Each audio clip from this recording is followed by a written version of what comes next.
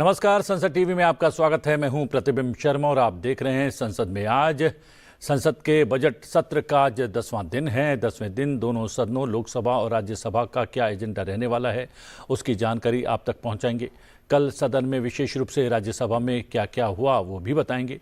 Update लेंगे संसद भवन में मौजूद संसद टीवी के संवाददाताओं से और चर्चा करेंगे स्टूडियो में मौजूद विशेषज्ञों से। और विशेषज्ञों से करवा देता हूं आपका परिचय। डॉक्टर राजेश मिश्रा, लोकसभा सांसद भाजपा, सीधी मध्य प्रदेश से हमारे साथ हैं। आपका बहुत बहुत स्वागत है। हमारे साथ वरिष्ठ पत्रकार संजीव चोपड़ा भी स्टूडियो में मौजूद हैं। संजीव जी, आपका भी बहुत बहुत स्वागत है। और संसद की बात करें तो संसद के बजट सत्र का आज 10वां दिन है, जैसा कि मैं आपको पहले ही बता चुका हूं। आइए जानते हैं संसद के दोनों सदनों में आज सूचीबद्ध मुख्य विधायी कार्यों के बारे में। वाणिज्य एवं उद्योग मंत्रालय में राज्य मंत्री जितिन प्रसाद निर्यात और अधिकतम और आयात को न्यूनतम करने हेतु प्रमुख उत्पादों और देशों की मैपिंग के लिए व्यापक रणनीति के संबंध में मंत्रालय की स्थायी समिति की रिपोर्ट के कार्यान्वयन पर अपना वक्तव्य देंगे। वर्ष 2026-27 के केंद्रीय बजट पर सामान्य चर्चा आज जारी रहेगी। राज्यसभा की बात करें तो पेट्रोलियम और प्राकृतिक गैस मंत्रालय में राज्य मंत्री सुरेश गोपी कच्चे तेल की आयात नीति की समीक्षा के संबंध में मंत्रालय की स्थायी समिति की रिपोर्ट के कार्यान्वयन पर अपना वक्तव्य देंगे। राज्यसभा में आज वर्ष 2026-27 के केंद्रीय बजट पर सामान्य चर्चा होगी।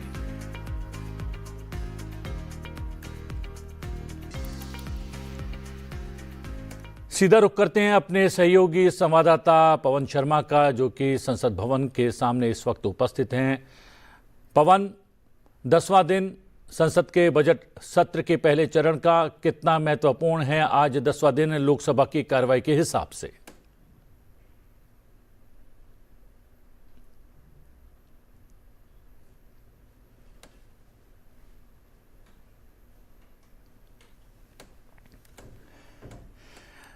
जहां पवन से हम संपर्क साधने का प्रयास करेंगे, उससे पहले डॉक्टर राजेश की एक प्रतिक्रिया ले लेते हैं। डॉक्टर राजेश मिश्रा जी, सदन की कार्रवाई अगर लोकसभा की बात करें तो उस तरीके से नहीं चल पा रही है, लेकिन एजेंडा आज बहुत महत्वपूर्ण है।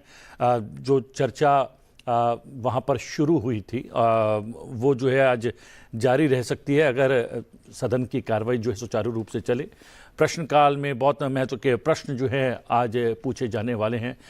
कितनी महत्वपूर्ण है आज की अगर कार्रवाई की बात करें और एजेंडे की बात करें लोकसभा के भीतर? देखिए, लोकसभा के भीतर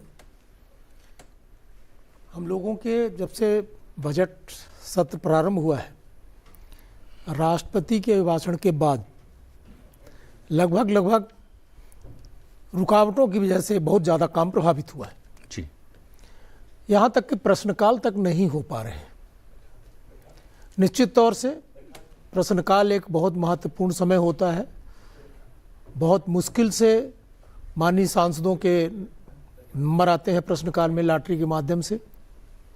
मैं निरंतर देख रहा हूँ कि हम प्रश्नकाल में भी अपने प्रश्नों के का नहीं रख पा रहे हैं, शून्यकाल भी नहीं हो पा रहा है। ये आज का दिन बहुत महत्वपूर्ण है। बजट की चर्चा आज हम उम्मीद करते हैं कि हमारा लोकसभा का विधिवत संचालन होगा, जिसमें हम बजट की चर्चा कर सकेंगे।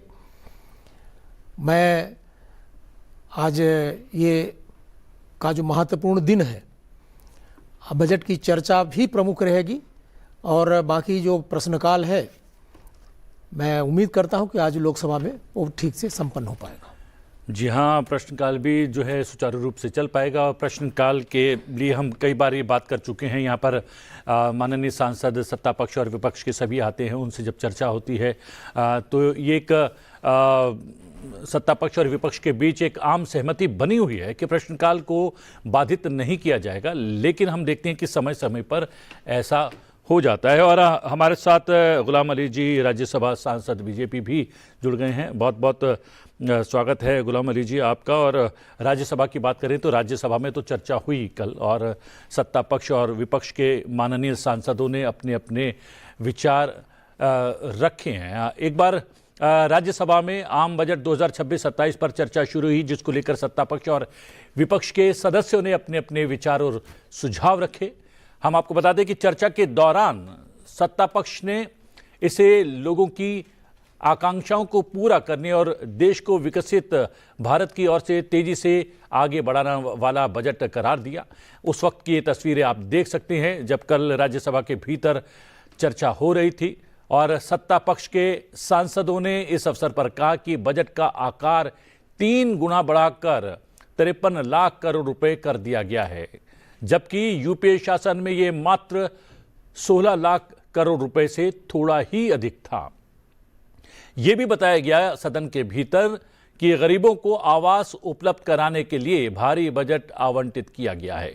उन्होंने कहा कि प्रधानमंत्री ने सुनिश्चित किया है कि 4 लाख करोड़ रुपए से अधिक की राशि सीधे किसानों को हस्तांतरित की जाए। पिछले वर्ष के मनरेगा आवंटन की तुलना में विकसित भारत जी रामजी परियोजना के लिए बजट आवंटन में 22% की वृद्धि की गई है। इसके उलट विपक्षी दलों ने जहां बजट में पूंजीगत व्यय, मंत्रालयों और राज्यों के आवंटन में कमी और पिछले वादों को पूरा नहीं करने का मुद्दा उठाया। चर्चा की शुरुआत में कांग्रेस सांसद पी चिदम्बरम ने बजट में आवंटित राशि पर सवाल उठाते हुए कहा कि विज्ञान, सामाजिक कल्याण और शहरी क्षेत्र में कटौती की गई है। क्या कुछ कहा चर्चा के दौरान सदन के भीतर, विशेष रूप से राज्यसभा के भीतर सांसदों ने चर्चा के दौरान, एक बार देख लेते हैं। भारत का अगर हम देखेंगे तो भारत की डेट टू जीडीपी 55% है, 55.6%, जिसको 50% तक 2030 तक ले जाया जाएगा। यह होता है वित्तीय अनुशासन और किस प्रकार से वित्तीय प्रबंधन किया जा रहा है प्रधानमंत्री जी के नेतृत्व में। जो यह इस प्रकार के जो अनेकों जो प्रयास किए गए कि सस्ते लोन को मोबिलाइज किया जाए, उसी का यह नतीजा है कि इस प्रकार से हमको डेट टू जीडीपी देखने को कम मिल रहा है।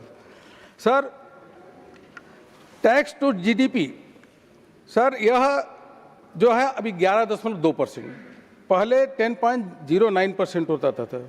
इसका कारण यह है कि जो आयकर जो हमारे टैक्स पेई हैं, आम नागरिक है, उस पर सरकार का धीरे धीरे भरोसा बढ़ रहा है। बहुत अधिक मोदी जी सरकार पे भरोसा बढ़ रहा है। उसका सीधा उदाहरण मैं देता हूं सर।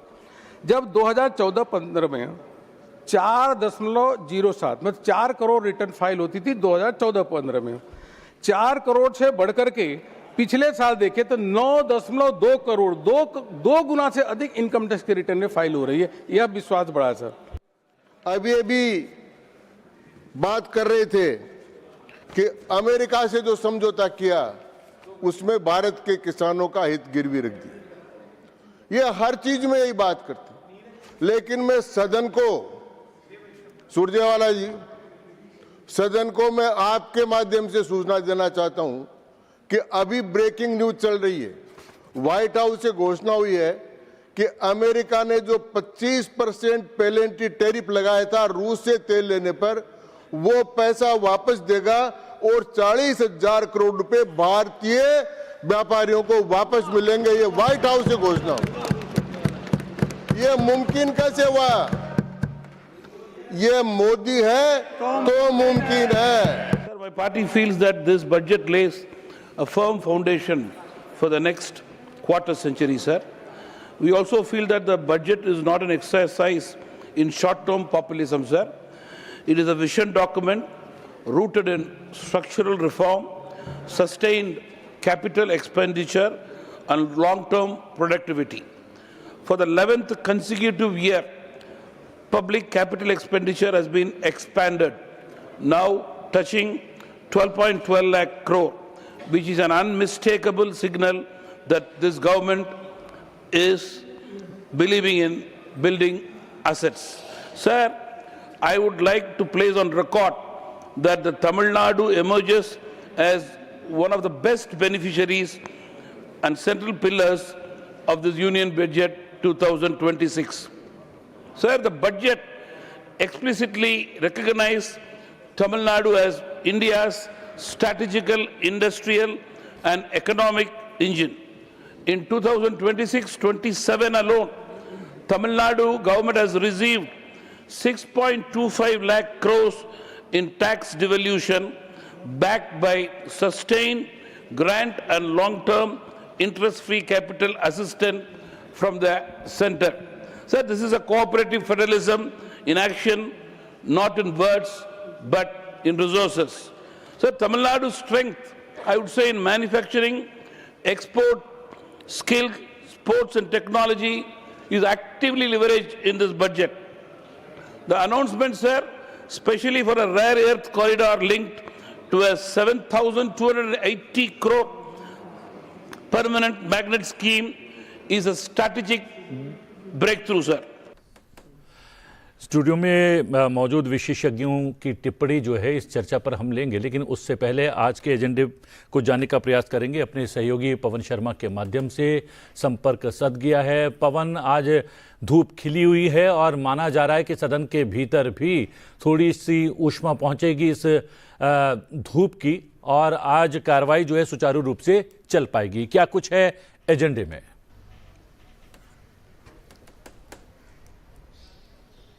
प्रतिबिंब, जैसा आपने कहा, उम्मीदों पे तो दुनिया टिकी है और आशा है कि आज लोकसभा की कार्रवाई अच्छे से चले और राज्यसभा की कार्रवाई तो अच्छे से चल ही रही है प्रतिबिंब, क्योंकि अब तक की अगर बात करें बजट सत्र में तो लोकसभा में उत्पादकता अच्छी नहीं रही है, जो कामकाज नहीं चल रहा है, व्यवधान है, हम सभी जानते हैं। और 4 फरवरी को जो प्रधानमंत्री का जवाब नहीं हो पाया, जो राष्ट्रपति के अभिभाषण का धन्यवाद प्रस्ताव था उस पर, उसको लेकर जो है वो राजनीति अब फ्लोर पे भी हमें दिख रही है प्रतिबिंब। विपक्ष का कहना है, 2-3 आरोप है विपक्ष के कि जो महिला सांसदों की जो शॉट हमारे सामने आए हैं कि प्रधानमंत्री की सीट को उन्होंने घेर लिया है, उसको लेकर जो है वो कोई कार्रवाई ना हो क्योंकि वो अधिकार है सांसद का, ऐसा विपक्ष का कहना है। साथ ही जो 8 सांसदों का निलंबन हुआ है वो दूसरा मुद्दा है। तीसरा मुद्दा उनका ये भी है कि जो बीजेपी के नेताओं को, खासकर उनका जो है निशिकांत दुबे की तरफ जो है विपक्ष का कहना है कि उनको अलाउ किया जाता है, पुस्तक दिखाने की बातें होती हैं, पर विपक्ष को ये चीजें नहीं मिलती। और चौथा जो है वो स्पीकर पे ही आरोप लगा रहे हैं कि स्पीकर जो है मौका नहीं दे रहे हैं विपक्ष को कहने का। बल्कि दूसरी तरफ से अगर हम बात करें तो बार बार सरकार की तरफ से कहा गया है और जो है पीठ की तरफ से भी कहा गया है कि जो संसद है, लोकसभा है, वो कायदे कानून से चलती है, उसकी एक नियमावली है, प्रक्रिया है। अब प्रश्नकाल में ही हंगामा होने लगता है, प्रश्नकाल कई दिनों से चल नहीं पा रहा है और बार बार स्पीकर कह चुके हैं कि नियोजित रूप से विपक्ष जो है वो चलाना नहीं चाहता। और बार बार हम भी देखते हैं कि वो बार बार कहते हैं कि आग्रह करते हैं कि ये प्रश्नकाल जो ऐसा काल है जिसमें कि सबसे ज्यादा प्रश्न विपक्ष के सांसदों की तरफ से ही रहते हैं, वो भी नहीं चलने दिया जा रहा। बाकी मुद्दों पे जो है विपक्ष की भूमिका रहती है, आपत्ति हो सकती है, उनको आलोचना का अधिकार है, पर उसके कारण हाउस नहीं चल पा रहा। अगर मैं दूसरी तरफ सत्ता की बात करूं प्रतिबिंब, तो जो ये राष्ट्रपति अभिभाषण को लेकर मामला है, तो अब महिला सांसदों ने, जो सत्ता पक्ष की और बीजेपी की महिला सांसद हैं, उन्होंने स्पीकर को चिट्ठी लिखी है जिसमें उन्होंने कहा है कि जो 4 फरवरी को हुआ, प्रधानमंत्री की सीट को जिस तरह से महिला सांसदों की, विपक्षी महिला सांसदों की तरफ से घेरा गया बैनर लेके वहां पे, तो उन्होंने पत्र में उस शब्द को हीनियस एक्ट्स इन हाउस, ऐसी शब्दावली का इस्तेमाल हुआ है। साथ में उन्होंने कहा कि ये डैमेजिंग टू डेमोक्रेसी हो रहा है, ये महिला सांसद कह रही है। और उन्होंने तारीफ भी की है स्पीकर ने कि एक अनहोनी घटना जो कि भारतीय संसदीय इतिहास के लिए अच्छी नहीं कही जा सकती, उसको टाला है स्पीकर ने। तो ये महिला सांसद स्पीकर की तारीफ कर रही हैं। हालांकि सच्चाई प्रतिबिंब ये है कि सबकी भूमिका रहती है, पक्ष की अपनी भूमिका रहती है, विपक्ष की अपनी भूमिका रहती है। पर अब तक की अगर मैं कार्रवाई की बात करूं तो लोकसभा में की अगर उत्पादकता की बात करूं तो सिर्फ 20% कामकाज हुआ है। हालांकि अगर राज्यसभा की बात करूं तो लगभग 89% के 89% के करीब कामकाज राज्यसभा में अच्छा हो रहा है। तो निम्न सदन है लोकसभा, जनता का सदन है, हाउस ऑफ पीपल है, तो वहां पे कामकाज नहीं हो रहा है। तो सभी को, सत्ता पक्ष को और विपक्ष को देखना पड़ेगा कि जनता के मुद्दे, क्योंकि बजट सेशन है, बजट को लेकर डिस्कशन होना है, सभी पार्टी अपने विचार रखती हैं, तो यह महत्वपूर्ण मुद्दा है जिसपे कि दोनों पक्ष और विपक्ष को सोचने की चीजें, क्योंकि सिर्फ 3 दिन बचे हैं प्रतिबिंब। अगर मैं फर्स्ट पार्ट की बात करूं बजट सेशन की, 13 फरवरी तक फर्स्ट पार्ट है और 3 दिन बचे हैं। तो उत्पादकता के लिहाज से अभी तक अच्छा नहीं है। उम्मीद की जानी चाहिए कि आज जो है मीटिंगों का दौर भी जारी है, सरकार की तरफ से भी मीटिंगें हो रही है, और अभी अगर मैं बात करूं तो इंडिया ब्लॉक है, जो विपक्षी दल है, उनकी भी मीटिंग हो रही है। तो सबकी कोशिश यही होनी चाहिए कि सदन चले, प्रश्नकाल चले, ताकि जनता के मुद्दे और जो बजट सामने आया है उस पर चर्चा हो, सभी दलों के जो नेता है अपनी बातें रखें, जनता की मुद्दे रखें, इसीलिए बजट सेशन किया जाता है। और जो सेकंड पार्ट है उसमें अलग अलग मंत्रालयों के लिए जो अनुदान मांगे आती है, उनका बजट एलोकेशन होता है, उस पर चर्चा दूसरे पार्ट में होगी। तो बहुत जरूरी चर्चा होती है बजट को लेकर, और अब तक की परंपरा भी यही रही है कि बजट सत्र के दौरान अच्छी चर्चा हो, और सारा मामला क्योंकि जनता के लिए है तो जनता का कल्याण दिखना भी चाहिए संसद में। ऐसी भूमिका दोनों की अपेक्षा जनता की भी रहती है, और पक्ष और विपक्ष को इस बारे में जरूर सोचना पड़ेगा। जी, जानकारी देने के लिए बहुत बहुत धन्यवाद पवन हमारे सहयोगी जानकारी दे रहे थे कि क्या कुछ आज सदन के भीतर हो सकता है और एजेंडे में क्या कुछ सम्मिलित है। और गुलाम अली जी, कल संभवतः आप रहे थे राज्यसभा के दौरान जब चर्चा चल रही थी, और चर्चा में एक बहुत ही महत्वपूर्ण बात बजट के साइज को लेकर उठी थी, और ये जानकारी दी गई सत्ता पक्ष की ओर से कि 3 गुना आकार बढ़ गया है और 53 लाख करोड़ रुपए कर दिया गया है, जो कि यूपीए के शासन के दौरान से बहुत अधिक है। क्या कुछ कहना है आपका? देखिए, बजट सेशन जो होता है ये देश की जनता के लिए बहुत इम्पोर्टेंट होता है, और आंख लगाए पूरा देश का जो इंटेलेक्चुअल है, जो आज वोटर भी बहुत जानता है कि आज हमारे जो नुमाइंदे हैं वो क्या बात करेंगे और जो सत्ता पक्ष है वो क्या लाएगी। जैसा कि आपने बताया कि 3 फोल्ड बजट बड़ा है। वज़ीर आज़म साहब ने, प्रधानमंत्री जी ने जैसे कहा कि हम 1 साल का ये एक्सपेंडिचर लेके आए और 5 साल की हमने प्लानिंग करी है, और 25 साल का हमने विज़न है इसमें। और इस तरह के कई वो अपोजिशन के लोग, नून के नुक्ते निकालना अपोजिशन का, यही जमहूरियत का एक वो हिस्सा है। लेकिन जिस तरह के 3 फोल्ड बजट का बढ़ना, और इसके साथ साथ आपने देखा होगा कि कैपिटल एक्सपेंडिचर वो सिर्फ और सिर्फ 2.25 लाख करोड़ था 2014 में, और 11 मतलब करीब 11.5 लाख करोड़, मतलब 6 फोल्ड तकरीबन कैपिटल एक्सपेंडिचर ये हुआ है जो कि इंफ्रास्ट्रक्चर का है। और इसमें ये दर्शाता है कि मजबूत क़यादत, मजबूत मईशत और मजबूत भारत। और वज़ीर आज़म साहब इस पे पूरा 24/7 और पूरा उनका कैबिनेट का और पूरे सांसद और पूरे देश के जो हित में और हमेशा रहते हैं। लेकिन कांग्रेस का आपने देखा होगा, जहाँ इंडी ब्लॉक के, वो उनके पास अब जनता के मुद्दे नहीं रहे। और वज़ीर आज़म साहब ने पिछले सेशन में भी कहा था कि हम एक बड़ी मजबूत अपोजिशन चाहते हैं, लेकिन जो कि देश के हित में है। लेकिन देश की जिस तरह आज लेवल बढ़ा है, आज हम किसी से भी व्यापार करते हैं, और जब हम एक बीमारू देश थे, बीमारू देश से वज़ीर आज़म साहब, प्रधानमंत्री मोदी जी ने निकाल के दुनिया की तीसरी बड़ी ताकत की तरफ हम बढ़ रहे हैं।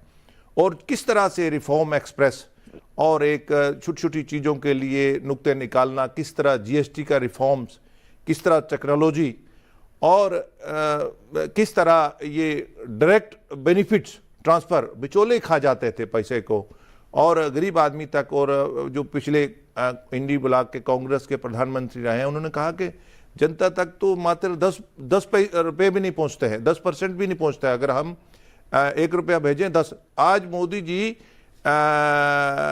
1 रुपया भेजते हैं 1 ही पहुंचता है, 1 लाख भेजते हैं 1 लाख डायरेक्ट ट्रांसफर। जी, और यह इसकी चर्चा भी हुई, चर्चा के दौरान ये बात भी आई, क्योंकि बार बार किसानों का मुद्दा भी सदन के भीतर विपक्ष के माननीय सांसदों के द्वारा उठाया जाता है। तो ये इस चर्चा के दौरान बताया गया कि प्रधानमंत्री ने सुनिश्चित किया है कि 4 लाख करोड़ रुपए से अधिक की राशि सीधे किसानों को हस्तांतरित की जाए। डॉक्टर राजेश मिश्रा, ये कितना महत्वपूर्ण है? देखिए, यशस्वी प्रधानमंत्री नरेंद्र मोदी जी 2019 से ये किसान सम्मान निधि प्रारंभ हुआ जी, और तब से निरंतर, आज हम 2026 में हैं, किसानों के लिए एक आशा का ये बहुत बड़ा किरण होता है। वो हमेशा प्रतीक्षा में रहते हैं कि हमको अगली किस्त हमको 2,000 रुपये मिलने वाली है। हम साल में 3 बार ऐसा करके 6,000 रुपये केंद्र से दे रहे हैं किसानों के लिए। इससे जो गरीब किसान है, लघु किसान है, मध्यम किसान है, उनके लिए खाद के लिए, बीज के लिए, उनकी रोज़मर्रा की आवश्यकताओं की पूर्ति के लिए एक ये संजीवनी स्थापित हो रहा है। तो मैं इस बार के बजट में भी हमारे यशस्वी प्रधानमंत्री ने स्पष्ट रूप से कहा है कि किसानों के हित में कोई समझौता नहीं किया जाएगा। और अभी आपने देखा होगा जो हमारा यूएस से डील हुआ है उसमें भी किसानों का हित पूरी तरह से संरक्षित करते हुए डील हुआ है। चूंकि विपक्ष के पास कोई मुद्दा नहीं होने से चिट भी मेरी पट भी मेरी ऐसा करके चल रहा है। तो मैं तो इसलिए कह रहा हूं कि जब उनका हित होता है तब भी इनको तकलीफ होती है। और हमारे यशस्वी प्रधानमंत्री नरेंद्र मोदी जी ने इतना ही नहीं, किसानों के लिए खाद के लिए सबसे ज़्यादा सब्सिडी खाद में हमारी जा रही, सब्सिडी में किसानों को हम फ्री में खाद दे रहे हैं। सब्सिडी का लगभग, वैसे तो बहुत महंगा है खाद अगर खरीदे बाजार से, पूरी सब्सिडी हम दे रहे हैं किसानों को। और अभी तो एक ऐसा ऐप भी इस बार विकसित हो जाएगा जो किसानों के खेत से ही उनको पता चलेगा कि हमको कौन सा बीज उपयोग करना है, कौन सा खाद डालना है, हमको मार्केटिंग कहाँ करना है, हमारा जो भी कृषि का अनाज है बाजार में सही दाम हमको कहाँ से मिलेंगे। ये जो भारत ऐप अभी हमारे यशस्वी इस बार आना है, तो मैं समझता हूँ कि इससे किसानों का बहुत ज़्यादा हित होना है। और महिलाओं के लिए तो और अच्छा है। महिलाएं आज ड्रोन दीदी के माध्यम से हमारी महिलाएं खेती के में जुड़ रही हैं। और श्री अन्न को कोई जानता नहीं था, आज कोई भी विदेशों से मेहमान आता है तो हमारे यशस्वी प्रधानमंत्री जी श्री अन्न का उसमें भोजन परोसने का काम करते हैं। तो मैं समझता हूँ कि ये एक अति महत्वपूर्ण विषय है। खेती किसानी का जो काम है, आज हमारे देश का किसान, और इस साल तो अनाज का भरपूर उत्पादन हुआ है। 150 मिलियन टन तो चावल का उत्पादन हुआ है। और जो हमारा टोटल उत्पादन अनाज का है मोर देन 300 मिलियन टन हुआ है। तो इस तरीके से मैं मानता हूं कि वर्तमान समय में किसान खुश है। किसानों के लिए हमारी सरकार पूरी तरह से प्रतिबद्ध है। किसान बीमा के माध्यम से अगर उनका कुछ नुकसान होता है तो वो भी समय से उपलब्ध कराया जा रहा है। मृदा परीक्षण के द्वारा उनको पता चल जाता है कि हमको कौन सी खेती बोना है, क्या करना है। वर्तमान में अगर इतना ज़्यादा कृषि उत्पादन हो रहा है तो मैं समझता हूं कि इसका सिर्फ कारण यही है कि हमारे प्रधानमंत्री नरेंद्र मोदी जी ने किसानों को जो ये, और सरकार ने एक बार फिर से घोषणा की है कि दालों का निर्यात फिर से शुरू किया जाएगा। और साथ ही साथ जिस तरीके से यूरोपीय यूनियन के साथ FTA हुआ है, US के साथ जिस तरीके से करार हो गया है, ब्रिटेन के साथ हुआ है, जो बासमती की अलग अलग किस्में हैं, कुछ नई किस्में भी जो हैं कुछ किसानों ने जो है तैयार की हैं, उसका भी निर्यात बढ़ेगा। लेकिन संजीव चोपड़ा जी, एक और महत्वपूर्ण बात यहाँ पर आई, मनरेगा का नाम बदलने को लेकर थोड़ा सा विचलित सा नजर आ रहा है विपक्ष। लेकिन सरकार ने कल जो राज्यसभा में चर्चा हुई है, सत्ता पक्ष ने ये स्पष्ट कर दिया है कि जो मनरेगा में आवंटन होता था उससे तकरीबन जी राम जी जो परियोजना है उसके तहत 22% आवंटन बढ़ा दिया गया है। ये कितना महत्वपूर्ण? जी बिल्कुल, बहुत ऑपोजिशन को बहुत कंसर्न्स रहे और ऑपोजिशन उसको मनरेगा का नाम, मनरेगा को हटाने के लिए बहुत वो प्रदर्शन भी कर रहा है, बहुत अपोज कर रहा है। लेकिन गवर्नमेंट कह रही है कि इसमें कोई अंतर नहीं है, कि जी राम जी जो नया जी राम जी बिल जो नए लेके आ रहे हैं इसमें कोई अंतर नहीं है। और जो ग्रामीण रोजगारों के लिए उसको बढ़ावा देगा। जैसे आपने कहा कि 22% इंक्रीज हुआ है उसका बजट भी इस बजट में, तो गवर्नमेंट ने ये स्पष्ट कर दिया है कि ऐसा कुछ नहीं है कि रोजगार कम हो जाएंगे। इसका मकसद सिर्फ यही था कि प्रोजेक्ट्स जो बन रहे हैं, जो पैसा जो लग रहा है वो कंस्ट्रक्टिव काम के लिए लगे, जो फिक्स्ड एसेट्स बने और उसकी मॉनिटरिंग प्रॉपरली हो, ताकि पैसा इधर उधर ना जाए, सही आदमी के पास पहुंचे। और ग्राम सभा को केंद्रित कर दिया है कि ग्राम सभा ही बनाएंगे। और प्लस स्टेट्स की इन्वॉल्वमेंट बढ़ा दी है जी। जी राम जी बिल में स्टेट्स की इन्वॉल्वमेंट बढ़ा दी। आगे क्या था कि सरकार सिर्फ पैसा दे रही थी, सेंट्रल गवर्नमेंट, स्टेट्स की कोई इन्वॉल्वमेंट नहीं थी। अब क्योंकि स्टेट्स 40% पैसा देंगे, 60% देगा सेंटर और 40% स्टेट्स, तो उनकी भी इंफ्रास्ट्रक्चर क्रिएशन में, एसेट्स क्रिएशन में उनकी भी इन्वॉल्वमेंट बढ़ेगी। जी, सो ये एक बहुत बरोबर। जी, गुलाम अली जी, एक बहुत महत्वपूर्ण बात सामने आई है, वो एक तरीके से ब्रेकिंग का जो है हवाला देते हुए सत्ता पक्ष की ओर से इस जानकारी को साझा किया सदन के भीतर, राज्यसभा की अगर बात करें, और वो ये था कि जब टैरिफ बढ़ाई गई थी यूएस के द्वारा 25% की गई थी, तो वो जो पैसा है वो भारत को जो है वापस किया जाएगा। वो तकरीबन 40,000 करोड़ की कुछ राशि का जिक्र किया गया सदन के भीतर। वो कितना महत्वपूर्ण है, क्योंकि आमतौर पर देखा गया है कि जब एक बार पैसा किसी के पास चला जाता है, चाहे किसी निजी व्यक्ति के पास जाए, किसी कंपनी के पास जाए, किसी देश के पास, वो वापस नहीं आता है। अगर वापस आ रहा है तो ये कितना बड़ा बदलाव, और इस बदलाव का परिचय क्या है? देखिए, देश की रहनुमाई एनडीए के माध्यम से नरेंद्र मोदी जी कर रहा है, और जैसे मैंने पहले भी आपसे कहा कि डेवलपिंग नेशंस हमसे, हम एक डेवलपिंग नेशंस है, और डेवलपिंग नेशंस हमसे बात करना भी पसंद नहीं करते थे, और भारत का स्टेचर अब यहाँ पहुँचा है मोदी जी की रहनुमाई में कि हम आज यूरोपियन यूनियन, डेवलप्ड नेशंस हमसे, हमारी तरफ एक उम्मीद की नज़र से देखते हैं।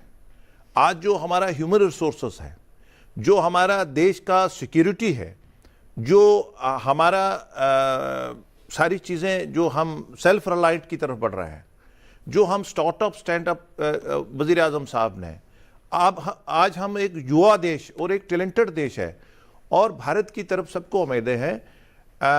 भारत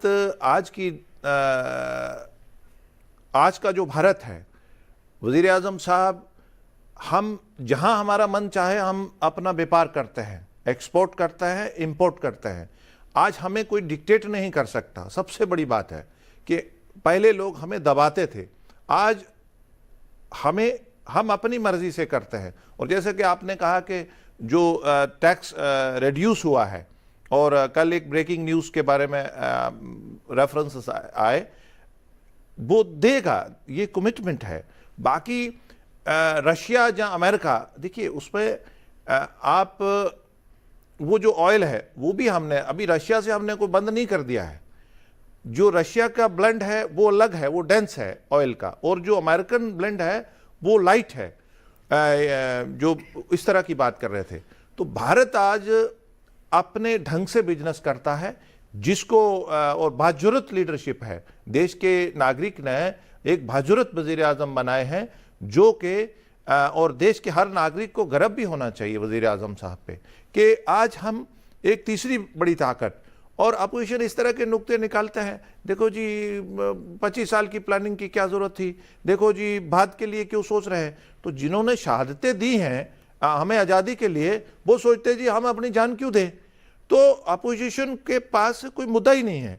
आज अमेरिका हो, यूरोपियन यूनियन हो, साउथ ईस्ट हो या गल्फ हो, या कोई भी हो, आज हम बराबर से बात करते हैं और बराबर से बिजनेस करते हैं। और अपना इससे जो खासकर जो अमेरिकन जो हमारा ये कम किया है, इससे हमारा किसान मजबूत होगा, इससे हमारा एक्सपोर्ट मजबूत होगा, इससे अमेरिकन मंडी हमसे बड़ी मंडी है, और उसमें हमारा भारत का जब एक्सपोर्ट का प्रोडक्ट जाएगा, ये बड़ी देखने वाली बात है। जी हाँ, और सबसे बड़ी बात है कि ये बजट भी है वो निर्माण और निर्यात को केंद्र में रखकर जो है तैयार किया गया है।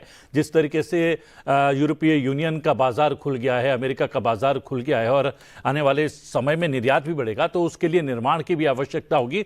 उसको केंद्र में रखकर उसको मजबूत बनाने के लिए ये बजट जो है पेश किया गया है। अगर बात करें राज्यसभा की, क्या कुछ और विशेष रहने वाला है, सीधा रुख करते हैं। नव विक्रम हमारे सहयोगी संवाददाता पहुंचे हुए हैं, संसद भवन के सामने इस वक्त उपस्थित हैं। नवविक्रम, क्या कुछ खास, क्योंकि चर्चा तो बहुत महत्वपूर्ण रही, और इस चर्चा का जिक्र हम लोग यहाँ पर स्टूडियो के भीतर कर भी रहे हैं। सत्ता पक्ष ने और विपक्ष के माननीय सांसदों ने अपने अपने विचार कल की चर्चा में रखे भी राज्यसभा में, और ये चर्चा आज भी जारी रहेगी। और क्या कुछ विशेष रहने वाला है सदन के भीतर?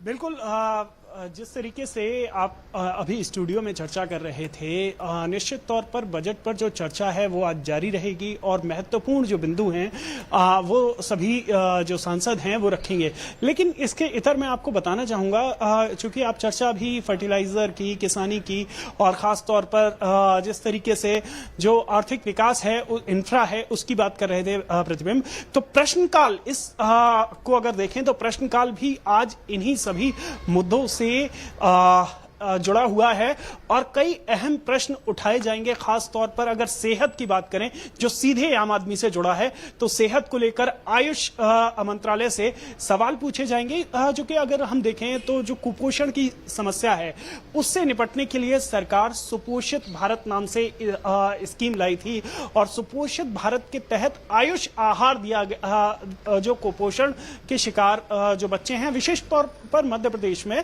वहां आयुष आहार दिया गया। तो सदन में सरकार से सवाल पूछा जाएगा कि उस पहल की जानकारी दे। इसके अलावा आयुष मंत्रालय से ही जो क्लिनिकल ट्रायल होते हैं, आयुष पद्धतियों में जो इलाज होता है, उसका क्लिनिकल ट्रायल से जुड़ा हुआ भी सवाल पूछा जाएगा। प्रतिबिंब एक अहम सवाल इसी से जुड़ा हुआ है आयुष से कि जब हम बात करते हैं जिला अस्पतालों तक, पीएचसी तक, यानी प्राइमरी हेल्थ सेंटर्स तक जो आयुष पद्धतियां हैं वो पहुंचे और लोगों को उसका लाभ मिले, इंटीग्रेटेड मेडिसिन की हम बात करते हैं, तो ये सवाल भी आज हमें प्रश्नकाल में सुनने को मिलेगा। साथ ही सरकार का जवाब भी जो आयुष पद्धति को लेकर इनिशिएटिव हैं। इसके अलावा अगर इंफ्रा से जुड़ी हुई बात करें तो इंफ्रा हमें याद है प्रतिबिंब 2015 में सागरमाला एक महत्वाकांक्षी प्रोजेक्ट की शुरुआत की गई थी, जिसके तहत करीब 5.25 लाख करोड़ का बजट था और करीब 850 परियोजनाएं पूरी की जानी थी, जिनमें से काफी कुछ काम किया जा चुका है। तो इसके सागरमाला जो परियोजना है, इससे जुड़ा हुआ भी सवाल प्रश्नकाल के दौरान सांसद पूछेंगे और सरकार उस पर कितना काम हुआ है, क्या भविष्य की योजनाएं हैं, उस पर बात करेगी। और प्रतिबिंब इसके अलावा हेल्थ से जुड़े हुए सवाल हैं, केमिकल एंड फर्टिलाइजर मिनिस्ट्री से जुड़े हुए सवाल हैं। और मैं एक और आपको न्यू एंड रिन्यूएबल एनर्जी, ये एक बेहद महत्वपूर्ण सेक्टर है और सरकार का विशेष ध्यान है जो रिन्यूएबल एनर्जी है उस पर। तो आज हमें सदन में प्रश्नकाल के दौरान ये भी सुनने को मिल सकता है कि जो विंड एनर्जी है, सोलर एनर्जी है, इसके अलावा ग्रीन हाइड्रोजन की जब हम बात करते हैं तो सरकार की तरफ से क्या इनिशिएटिव लिए गए हैं, क्या प्लान है और कितना कुछ अमल में लाया गया है रिन्यूएबल एनर्जी से। केमिकल और फर्टिलाइजर की जैसे हम बात कर रहे थे, तो फिर जो फर्टिलाइजर का यूज है उसे किस तरीके से रिप्लेस किया जा सकता है, उसे कैसे बेहतर किया जा सकता है, इससे जुड़ा हुआ भी सवाल है। जी प्रतिबिंब, बहुत बहुत धन्यवाद नविक्रम, जानकारी उपलब्ध करवाने के लिए। हमारे सहयोगी नविक्रम बता रहे थे कि आज कुछ क्या एजेंडे में राज्यसभा में रहने वाला है और क्या कुछ हो सकता है। यहाँ पर चूंकि आप जो है बरसों तक आपने प्रैक्टिस की है डॉक्टर राजेश मिश्रा, इसलिए स्वास्थ्य मंत्रालय से जुड़ी जो घोषणाएं हुई हैं, जो आवंटन की बात की गई है इस बार के वर्ष 2026-27 के बजट में, माना जा रहा है कि स्वास्थ्य क्षेत्र को सबसे ज्यादा दिया गया है और स्वस्थ भारत और सबल भारत के माध्यम से विकसित भारत जो है बनाने का प्रयास किया गया है और उसी की वानगी इस बजट में नजर आती है। देखिए, अगर हमें देश को विकास की ओर ले जाना है तो उसके लिए स्वास्थ्य बहुत महत्वपूर्ण चीज़ है।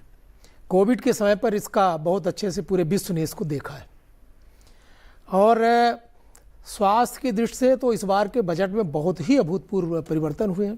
पहली बार हेल्थ का बजट जो है 1 लाख करोड़ से ऊपर गया है, ये पहली बार हुआ है।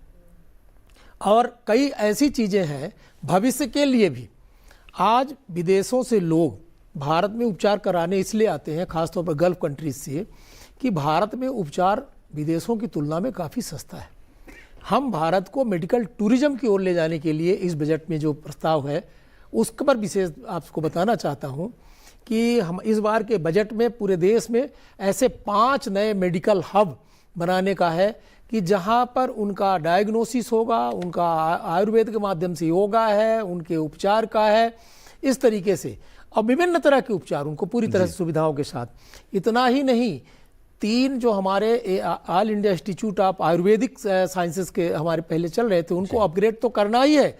हम 3 नए ऐसे all India institute of Ayurvedic sciences के इंस्टीट्यूट बनाने वाले हैं, क्योंकि हमारे यशस्वी प्रधानमंत्री जी आयुष को, खासतौर पर आयुर्वेद को हिंदुस्तान में तो है अपने देश में, विदेशों में भी, भारत के बाहर भी, विदेशों में भी इसका जितना प्रचार प्रसार हुआ है योगा के माध्यम से, इनके माध्यम से, तो ये बहुत निश्चित तौर से एक अच्छा विषय है जी। और गुलाम अली जी, एक महत्वपूर्ण घोषणा जो है बजट के दौरान स्वास्थ्य क्षेत्र की बात करें तो जो जीवन रक्षक दवाएं हैं, बहुत सारी जीवन रक्षक दवाएं हैं जो कैंसर जैसी लाइलाज बीमारियों के लिए बहुत कारगर होती हैं, वो काफ़ी महंगी पड़ा करती थी। उसकी इंपोर्ट ड्यूटी भी जो है वो बहुत कम कर दी गई है या हटा दी गई है, इसे कितना महत्वपूर्ण मानते हैं? देखिए, जो हमारा हेल्थ डिपार्टमेंट है, लोग देश के नागरिक जब ये जो लाइलाज बीमारियां इनको कहा जाता था, इनके लिए लोग सरकार, लोग मर रहे थे लेकिन सरकार खामोश रहती थी। लेकिन मोदी जी के आने के बाद अब सरकार खामोश नहीं रहती, अब सरकार जमानत देती है कि हम आपका इलाज करवाएंगे, वो आम आपका बीमारी हो जहाँ लाइलाज जो कैंसर, जहाँ इस तरह की जो बीमारियां हैं। आपने देखा होगा सिर्फ 30-35 हजार करोड़ रुपया बजट था हेल्थ का पहले। जी। अभी आपने 1 लाख उससे करोड़ से ऊपर, मतलब 3.5 फोल्ड, मतलब 3.5 फोल्ड के करीब बढ़ा है। आपने देखा हमारा एम्स का इंफ्रास्ट्रक्चर था ही नहीं, सिर्फ 7 एम्स थे, 22 से ज़्यादा, जहाँ आयुर्वेदिक की बात करी गई। जहाँ इसके साथ मैं आपको एक बड़ी इंपॉर्टेंट बात बताऊं कि जो आयुष कार्ड है, ये आज जेब में उसकी जेब में 5 लाख रुपया, जहाँ 75 से ऊपर वाले जो बुजुर्ग हैं उनकी जेब में एक कार्ड है, हेल्थ कार्ड। लोग पेशाब की थैली लगा के 10-10 रुपया चंदा करते थे जब वजीर आजम साहब ने अभी देश की कमांड नहीं संभाली थी। देश की जनता ने एनडीए के माध्यम से वजीर आजम साहब मोदी जी को रहनुमाई दी, और आज जम्मू कश्मीर में हम 70% एक, मतलब पूरा एक अल्पसंख्यक, खासकर अपोजिशन क्या करती है, अल्पसंख्यक के लिए बड़े क्वेश्चन उठाती, उन्होंने वोट बैंक तक रखा उनको। लेकिन 70% पॉपुलेशन है वहाँ एक समुदाय की, उसको सबको फ्री है 5 लाख का कार्ड। मतलब इसका इतना लाभ लिया है, इतना लाभ लिया। और खासकर जो प्राइम मिनिस्टर का फंड्स है, मुझे लगता है कि सत्ता पक्ष से ज़्यादा अपोजिशन के मेंबर्स ने चिट्ठी लिखा होगा प्राइम मिनिस्टर साहब को, और इन लाइलाज बीमारियों के लिए।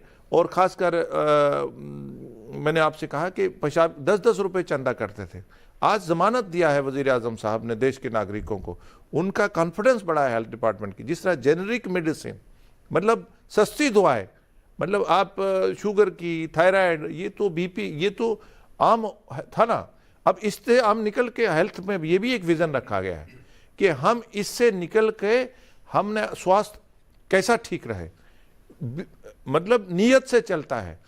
मतलब हमारा पुराना नियत नहीं है, नियत में फर्क है। वो मैं थे, अब जो मोदी जी के रहनुमाई में देश वो हम में चल रहा है, हम देश की कमांड संभाले हैं जी। नौजवानों ने देश की स्टार्टअप स्टैंड अप के जरिए, जिस तरह स्टार्टअप का, स्टैंड अप का, और पूरी दुनिया में हम, और खासकर प्रधानमंत्री जी ने आज जो बात करी है, क्वालिटी की बात करी है, मेडिसिन का क्वालिटी हो, खाने वाली चीज़ों का क्वालिटी हो, कि हमने एक बार भले बचत कम ही हो, लेकिन ताकि दुनिया ये सोचे कि मेड इन इंडिया, कपड़ा हो, खाने वाली चीज़ें हो, दवाई हो, कुछ भी हो, मेड इन इंडिया देख लिया तो नीचे तय से भी निकाले। ये जी हाँ, और फार्मा सेक्टर को भी मजबूत बनाना चाह रहे हैं, और उसकी भी वजह यह है कि जिस तरीके से अलग अलग देशों के साथ, यूरोपीय यूनियन के साथ हम लोगों ने FTA किया है, बड़ा बाजार खुल गया है, और भारत की दवाओं पर, भारत के फार्मा पर कोविड के बाद भरोसा दुनिया का बढ़ गया है। उस भरोसे का लाभ किस तरीके से भारत के फार्मा सेक्टर को मिल पाए, उसका भी जो है एक ब्लूप्रिंट इस बजट के माध्यम से तैयार किया गया है। हम देख रहे हैं कि संजीव चोपड़ा जी, लोकसभा के भीतर और भी महत्व के जो हैं प्रश्न पूछे जाने वाले हैं प्रश्न काल के दौरान, जिसमें सहकारिता से जुड़े भी प्रश्न हैं और कृषि और किसानों को किस प्रकार से लाभ मिल पाए उससे जुड़े हुए भी प्रश्न हैं। आपका क्या कहना है? जी, काफ़ी सवाल आज लोकसभा में राज्यसभा में दोनों प्रश्नकाल में होंगे। लोकसभा में तो प्रश्नकाल अभी चल नहीं रहा, कुछ देर से गतिरोध बना हुआ है, तो इट इज़ होप्ड कि ऑपोजिशन और गवर्नमेंट बैठकर लोकसभा का सुचारू रूप से चले। लेकिन प्रश्नों में आज एक दो बहुत इंटरेस्टिंग सवाल मुझे दिखे। उनमें से एक तो था भारत टैक्सी का, जो अभी लॉन्च हुई है कोऑपरेटिव सेक्टर में, इंडिया की फर्स्ट टैक्सी आम आदमी के लिए। इसमें अभी तक जो जैसे उबर वगैरह है वो फॉरेन ब्रांड्स हैं और बाकी कुछ प्राइवेट सेक्टर में है, लेकिन सहकारिता सेक्टर में कोऑपरेटिव्स में पहली बार ये देखने को मिला है और होम मिनिस्टर ने अभी लॉन्च करी है पिछले हफ्ते। तो ये बहुत एक अच्छा इनिशिएटिव है जिसको बहुत लाभ मिलेगा एक आम आदमी को। आजकल आप देखते हैं कि बहुत इस्तेमाल हो रहा है, खासकर मेट्रोपॉलिटन सिटीज़ में, छोटे शहरों में भी अब इस्तेमाल हो रहा है। तो ऐप बेस्ड टैक्सीज़ का, तो इससे सस्ते दाम पे मिलेगा, कंपटीशन बढ़ेगा।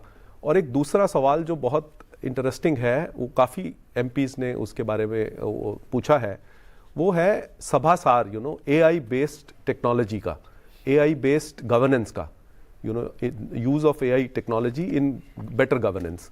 तो उसमें आज की डेट में आपको एक टूल है जो पंचायती राज मिनिस्ट्री ने अपनाया है कि सभासार जो ग्राम सभा को की जो प्रोसीडिंग्स है उसको एक जोड़ेगा, उसको बेस में उसके प्रोसीडिंग्स बनाएगा।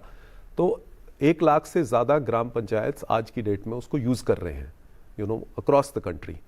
तो आज हमने कुछ देर पहले देखा कि हमारे कॉमनवेल्थ देशों के प्रिजाइडिंग ऑफिसर्स और स्पीकर्स की भी कॉन्फ्रेंस हुई, वहाँ भी ये डिस्कस हुआ मुद्दा कि कैसे AI का यूज़ किया जाए for better governance, for better effective administration. तो ये भी एक बहुत अच्छा मुद्दा है। लेकिन सबसे बड़ी बात, वैश्विक मेला भी अब लगने वाला है, AI को लेकर एक समिट होने वाला है और बहुत सारे देशों के प्रतिनिधि उसमें सम्मिलित होने वाले हैं। प्रधानमंत्री उसका शुभारंभ करेंगे, वो भी एक बहुत बड़ा अवसर आने वाला है। जी, क्योंकि इंडिया ऑलरेडी इंफॉर्मेशन टेक्नोलॉजी में एक लीडर है वर्ल्ड ओवर। अब AI is the latest in information technology, तो उसमें लग रहा है कि AI का भी यूज़ करना बहुत बेहतर है। लेकिन सबसे बड़ी बात यह है कि पार्लियामेंट उस लिहाज से चले, क्योंकि जैसे हमने देखा है कि बजट प्रेजेंट होने के बाद पिछले पूरे हफ्ते से लोकसभा ठीक सुचारू रूप से नहीं चल पा रही, और जैसे हमने सीन्स देखे, जैसे कुछ ऑपोजिशन के एमपीज़ टेबल पे चढ़ गए, टेबल ऑफिस में, तो वो थोड़ा हमारे डेमोक्रेसी के लिए अच्छी बात नहीं है, उसकी सेहत के लिए हानिकारक है। जी हाँ, और आपने जो भारत टैक्सी की बात कही है, भारत टैक्सी में एक जो है विशेष व्यवस्था ये है कि जो कुछ परसेंटेज जो है जो टैक्सी कंपनियां हैं वो ड्राइवर की ले लिया करती थी, इसमें पूरा का पूरा पैसा जो है ड्राइवर को मिलेगा। ड्राइवर जो है परेशान रहते थे पैसा कटने से, वो परेशानी मुक्त हो जाएंगे इस भारत टैक्सी सर्विस से और लोगों को भी जो है सहूलियत हो जाएगी। आप तीनों मेहमानों का बहुत बहुत धन्यवाद, समय निकाला, चर्चा में सम्मिलित हुए। डॉक्टर राजेश मिश्रा जी आपको और गुलाम अली जी आपको संसद की कार्रवाई में सम्मिलित होने के लिए जाना होगा, और संजीव चोपड़ा जी आपको कवरेज के लिए जाना होगा संसद की कार्रवाई। बहुत बहुत धन्यवाद आप तीनों का। लोकसभा में प्रश्नकाल के दौरान, वैसे प्रश्नकाल में कौन कौन से महत्व के प्रश्न पूछे जाने वाले हैं उस पर हम लोगों ने वृहद चर्चा कर ली है, लेकिन मोटे तौर पर ग्राफिक के माध्यम से देख लेते हैं कौन कौन से महत्व के प्रश्न और किस किस मंत्रालय से पूछे जाने वाले हैं। जी हाँ, सहकारिता मंत्रालय से किसान कल्याण, वाणिज्य और उद्योग, सहकारिता, मत्स्य पालन, पशुपालन और डेयरी, भारी उद्योग, पंचायती राज, ग्रामीण विकास, सामाजिक न्याय और अधिकारिता, इस्पात एवं वस्त्र मंत्रालय से संबंधित कुल 20 मौखिक प्रश्न आज पूछे जाने वाले हैं। इसका जवाब संबंधित विभाग के मंत्री देंगे। लोकसभा में प्रश्नकाल के दौरान 9 प्रश्न कृषि व किसान कल्याण मंत्रालय से संबंधित पूछे जाएंगे। इसका उत्तर केंद्रीय कृषि व किसान कल्याण मंत्री शिवराज सिंह चौहान देंगे। 3 प्रश्न लोकसभा में प्रश्नकाल के दौरान वाणिज्य और उद्योग मंत्रालय से संबंधित पूछे जाएंगे। इसका उत्तर केंद्रीय वाणिज्य और उद्योग मंत्री पीयूष वेद प्रकाश गोयल देंगे। 1 प्रश्न लोकसभा में प्रश्नकाल के दौरान सहकारिता मंत्रालय से संबंधित पूछा जाएगा। इसका उत्तर केंद्रीय सहकारिता मंत्री अमित शाह देंगे। लोकसभा में प्रश्नकाल के दौरान 2 प्रश्न मत्स्य पालन, पशुपालन और डेयरी मंत्रालय से संबंधित पूछे जाएंगे। इसका उत्तर केंद्रीय मत्स्य पालन, पशुपालन और डेयरी मंत्री राजीव रंजन सिंह देंगे। 1 प्रश्न प्रश्नकाल में गृह मंत्रालय से संबंधित पूछा जाएगा। इसका उत्तर केंद्रीय गृह मंत्री अमित शाह देंगे। लोकसभा में प्रश्नकाल के दौरान 1 प्रश्न ग्रामीण विकास मंत्रालय से संबंधित पूछा जाएगा। इसका उत्तर केंद्रीय ग्रामीण विकास मंत्री शिवराज सिंह चौहान देंगे। लोकसभा में प्रश्नकाल के दौरान 1 प्रश्न सामाजिक न्याय और अधिकारिता मंत्रालय से संबंधित पूछा जाएगा। इसका उत्तर केंद्रीय सामाजिक न्याय और अधिकारिता मंत्री डॉक्टर वीरेंद्र कुमार देंगे। लोकसभा में प्रश्नकाल के दौरान 2 प्रश्न वस्त्र मंत्रालय से संबंधित पूछे जाएंगे। गिरिराज सिंह इसका उत्तर देंगे। लोकसभा की शुरुआत प्रश्नकाल से होगी। आइए जानते हैं आज लोकसभा में प्रश्नकाल के दौरान किन किन मंत्रालयों से संबंधित कौन से तारांकित प्रश्न पूछे जाएंगे। कैराना उत्तर प्रदेश से समाजवादी पार्टी की सांसद इकरा चौधरी मत्स्य पालन, पशुपालन और डेयरी मंत्री से पशुपालन इंफ्रास्ट्रक्चर डेवलपमेंट फंड से जुड़ा हुआ प्रश्न करेंगी। उत्तर प्रदेश में जनवरी 2026 तक पुनर्संरचित पशुपालन अवसंरचना विकास निधि के अंतर्गत स्वीकृत और जारी की गई धनराशि अलग अलग कितनी और 3% ब्याज राज्य सहायता में देरी या कमी के क्या कारण है। दरभंगा बिहार से भारतीय जनता पार्टी के सांसद गोपाल जी ठाकुर वाणिज्य और उद्योग मंत्री से पूछेंगे कि वर्ष 2024 में स्वीकृत 12 नए ग्रीनफील्ड औद्योगिक शहरों नोट्स की वर्तमान स्थिति क्या है। क्या उक्त योजना के अंतर्गत ओडिशा राज्य के नबरंगपुर और मलकानगिरी के आकांक्षी और जनजातीय बहुल जिलों और दरभंगा शहर को इसमें शामिल करने का कोई प्रस्ताव है? यदि है तो तत्संबंधी ब्यौरा क्या है। नरसारा ओपेट आंध्र प्रदेश से तेलुगु देशम पार्टी के सांसद लावो श्री कृष्णा देवरायालू गृह मंत्री से जानना चाहेंगे कि क्या नेशनल बिल्डिंग कोड 2016 के भाग 4 अग्नि और जीवन सुरक्षा के अंतर्गत विशेष रूप से अस्पतालों, वाणिज्य परिसरों, औद्योगिक इकाइयों और आवासीय भवनों में अग्नि सुरक्षा उपबंधों की प्रभावकारिता के संबंध में कोई समीक्षा या आकलन किया गया है? अगर किया गया है तो ब्यौरा क्या है। शिरूर महाराष्ट्र से राष्ट्रवादी कांग्रेस पार्टी शरद चंद्र पवार के सांसद डॉक्टर अमोल राम सिंह कोले कृषि और किसान कल्याण मंत्री से प्रश्न करेंगे कि विगत 3 वर्षों के दौरान प्रधानमंत्री फसल बीमा योजना और राज्य आपदा मोचन निधि के अंतर्गत महाराष्ट्र में किसानों को फसलों के नुकसान की प्रतिपूर्ति हेतु राहत के रूप में प्रदान की गई कुल धनराशि का जिलावार ब्यौरा क्या है और इस संबंध में शिरूर लोकसभा निर्वाचन क्षेत्र का विशिष्ट ब्यौरा क्या है। नबरंगपुर ओडिशा से भारतीय जनता पार्टी के सांसद बलभद्र माझी ग्रामीण विकास मंत्री से पीएमजीएसवाई के चौथे चरण की स्थिति से जुड़ा हुआ प्रश्न करेंगे। प्रधानमंत्री ग्राम सड़क योजना के चौथे चरण के अंतर्गत सड़कों से नहीं जुड़ी 25,000 लक्षित बस्तियों के लिए स्वीकृत सड़कों की नबरंगपुर, बापतला और शहडोल संसदीय निर्वाचन क्षेत्रों में स्थित सड़कों सहित राज्यवार और जिलावार स्थिति क्या है। घोसी उत्तर प्रदेश से समाजवादी पार्टी के सांसद राजीव राय कृषि और किसान कल्याण मंत्री से पूछेंगे कि क्या भारतीय कृषि अनुसंधान परिषद, राष्ट्रीय बीज विज्ञान एवं प्रौद्योगिकी संस्थान मऊ एक जीर्ण शीर्ण भवन में कार्य कर रहा है, जिसके परिणाम स्वरूप प्रशिक्षु इंजीनियरों और संकाय कर्मचारियों के जीवन को खतरा उत्पन्न हो गया है। मुंबई उत्तर पूर्व महाराष्ट्र से शिवसेना उद्धव बालासाहेब ठाकरे के सांसद संजय दीना पाटिल वाणिज्य और उद्योग मंत्री से एक जिला एक उत्पाद से जुड़ा हुआ प्रश्न करेंगे कि क्या सरकार ने महाराष्ट्र में विशेष रूप से राज्य के प्रमुख निर्यात संभार तंत्र और वित्तीय केंद्र के रूप में मुंबई के संदर्भ में एक जिला एक उत्पाद जिलों को निर्यात केंद्र पहल के रूप में प्रभावी ढंग से कार्यान्वित किया है।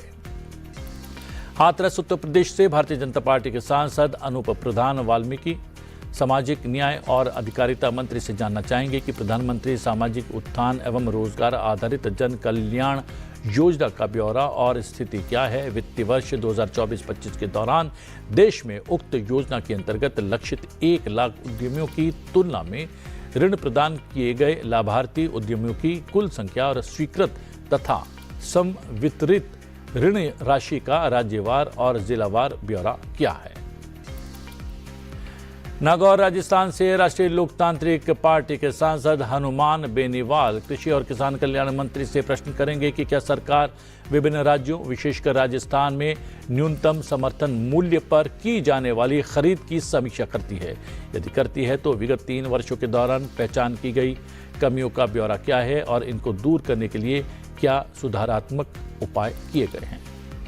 वायनाड केरल से भारतीय राष्ट्रीय कांग्रेस की सांसद प्रियंका गांधी वाड्रा मत्स्य पालन, पशुपालन और डेयरी मंत्री से जानना चाहेंगे कि क्या सरकार की देश में चारे की लगातार हो रही कमी को दूर करने के लिए कोई दीर्घकालिक योजना है। यदि है तो तत्संबंधी ब्यौरा क्या है और विगत 5 वर्षों के दौरान चारे के उत्पादन और इसकी कमी का राज्यवार ब्यौरा क्या है।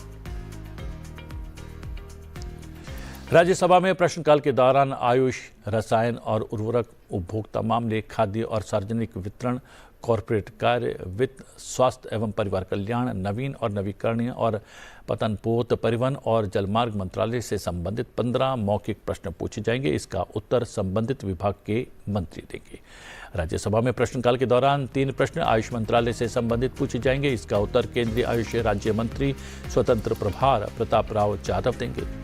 1 प्रश्न राज्यसभा में प्रश्नकाल के दौरान रसायन और उर्वरक मंत्रालय से संबंधित पूछा जाएगा। इसका उत्तर केंद्रीय रसायन और उर्वरक मंत्री जगत प्रकाश नड्डा देंगे। राज्यसभा में प्रश्नकाल के दौरान 2 प्रश्न उपभोक्ता मामले, खाद्य और सार्वजनिक वितरण मंत्रालय से संबंधित पूछे जाएंगे। इसका उत्तर केंद्रीय उपभोक्ता मामले, खाद्य और सार्वजनिक वितरण मंत्री प्रहलाद जोशी देंगे। राज्यसभा में प्रश्नकाल के दौरान 1 प्रश्न कॉरपोरेट कार्य मंत्रालय से संबंधित पूछा जाएगा। इसका उत्तर केंद्रीय कॉरपोरेट कार्य मंत्री निर्मला सीतारमण देंगी। 2 प्रश्न प्रश्नकाल में वित्त मंत्रालय से संबंधित पूछे जाएंगे। इसका उत्तर केंद्रीय वित्त मंत्री निर्मला सीतारमण देंगे। प्रश्नकाल के दौरान 1 प्रश्न स्वास्थ्य और परिवार कल्याण मंत्रालय से संबंधित पूछा जाएगा। इसका उत्तर केंद्रीय स्वास्थ्य और परिवार कल्याण मंत्री जगत प्रकाश नड्डा देंगे। 3 प्रश्न राज्यसभा में प्रश्नकाल के दौरान नवीन और नवीकरणीय ऊर्जा मंत्रालय से संबंधित पूछा जाएगा। इसका उत्तर केंद्रीय नवीन और नवीकरणीय ऊर्जा मंत्री प्रहलाद जोशी देंगे।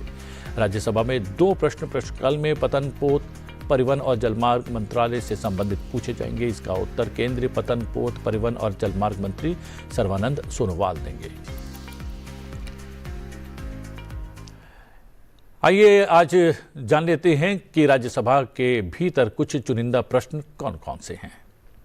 पश्चिम बंगाल से भारतीय जनता पार्टी के सांसद सामिक भट्टाचार्य का प्रश्न पतनपोत, परिवहन और जलमार्ग मंत्रालय से। उनका प्रश्न है, क्या सरकार ने कोलकाता के ऊपरी धारा क्षेत्र से लगभग 85 किलोमीटर दूर स्थित बालगढ़ द्वीप पर एक नई माल ढुलाई सुविधा स्थापित करने के लिए श्यामा प्रसाद मुखर्जी पोर्ट कोलकाता की बालागढ़ परियोजना को मंजूरी दे दी है और उसका कार्यान्वयन शुरू कर दिया है। मध्य प्रदेश से भारतीय राष्ट्रीय कांग्रेस के सांसद दिग्विजय सिंह का प्रश्न नवीन और नवीकरणीय ऊर्जा मंत्रालय से। प्रश्न है, राष्ट्रीय हरित हाइड्रोजन मिशन में वर्ष 2030 तक 5 मिलियन टन हरित हाइड्रोजन प्राप्त करने का लक्ष्य निर्धारित किए जाने के दृष्टिगत उर्वरक उपयोग के लिए विशेष रूप से निर्धारित हरित हाइड्रोजन की मात्रा कितनी है, जबकि फॉस्फेट उर्वरक के लिए आयात की जाने वाली समस्त अमोनिया की केवल 0.5 मिलियन टन मात्रा ही उसे प्रतिस्थापित कर सकती है। मध्य प्रदेश से भारतीय जनता पार्टी के सांसद सुमित्रा बाल्मीकि का प्रश्न आयुष मंत्रालय से। महिलाओं एवं बच्चों में कुपोषण की समस्या से निपटने हेतु मध्य प्रदेश के आंगनवाड़ी केंद्र में प्रारंभ की गई सुपोषित भारत पहल और विशिष्ट आयुष आधारित आहार अंतक्षेपों का ब्यौरा क्या है। उत्तर प्रदेश से भारतीय जनता पार्टी के सांसद मिथिलेश कुमार का प्रश्न स्वास्थ्य और परिवार कल्याण मंत्रालय से। यूनिवर्सल इम्यूनाइजेशन प्रोग्राम पोर्टल पर पंजीकृत बच्चे और गर्भवती महिलाओं की कुल संख्या कितनी है। क्या वर्ष 2025 में प्रत्येक टीके की खुराक के लिए QR कोड युक्त टीकाकरण प्रमाण पत्र जारी किए गए थे। यदि किए गए थे तो ऐसे प्रमाण पत्रों की कुल संख्या कितनी है? राजस्थान से भारतीय जनता पार्टी के सांसद घनश्याम तिवारी का प्रश्न रसायन और उर्वरक मंत्रालय से।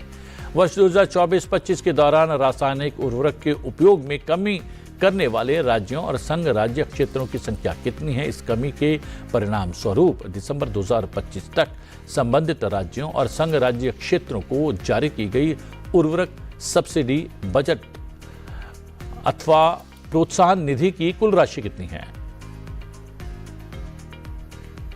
ओडिशा से बीजू जनता दल के सांसद निरंजन बिशी का प्रश्न वित्त मंत्रालय से। उनका प्रश्न है, क्या ओडिशा के आकांक्षी जिले विशेषकर पश्चिमी ओडिशा के बलांगीर जैसे जिलों को अवसंरचना और मानव विकास में तेजी लाने के लिए अतिरिक्त अनुदान सहायता देने का कोई प्रस्ताव है? यदि है तो तत्संबंधी ब्यौरा क्या है? ओडिशा से भारतीय जनता पार्टी की सांसद ममता मोहंता का प्रश्न कॉर्पोरेट कार्य मंत्रालय से।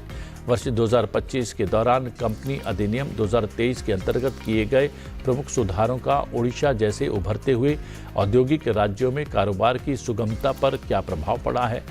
MCA 21 V3 प्लेटफॉर्म के माध्यम से अनुपालन सरलीकरण के परिणाम स्वरूप ओडिशा के ग्रामीण और जनजातीय क्षेत्रों में कार्यरत सूक्ष्म लघु और मध्यम उद्यम स्टार्टअप्स और उद्यमों को क्या ठोस लाभ प्राप्त हुए हैं? केरल से भारतीय कम्युनिस्ट पार्टी मार्क्सवादी के सांसद AA रहीम का प्रश्न उपभोक्ता मामले खाद्य और सार्वजनिक वितरण मंत्रालय से। क्या मंत्रालय को इलेक्ट्रॉनिक वाणिज्य और डिलीवरी एप्स द्वारा खरीद को प्रभावित करने के लिए साधारणतः डार्क पैटर्न कहे जाने वाले भ्रामक यूजर इंटरफेस डिजाइनों के उपयोग की जानकारी है? विगत 2 वर्षों के दौरान इसमें अंतर्ग्रस्त फॉर्मों की सूची सहित डार्क पैटर्न के कथित उपयोग के लिए ई-कॉमर्स प्लेटफॉर्मों के विरुद्ध शुरू की गई प्रवर्तन कार्रवाई का ब्यौरा क्या है? संसद में आज के लिए इतना ही। मुझे दीजिए आज्ञा, बने रही संसद टीवी के साथ, क्योंकि हम लेकर चलेंगे और राज्यसभा और लोकसभा की आज की कार्रवाई की सीधी तस्वीरें आपके साथ साझा करेंगे। नमस्कार।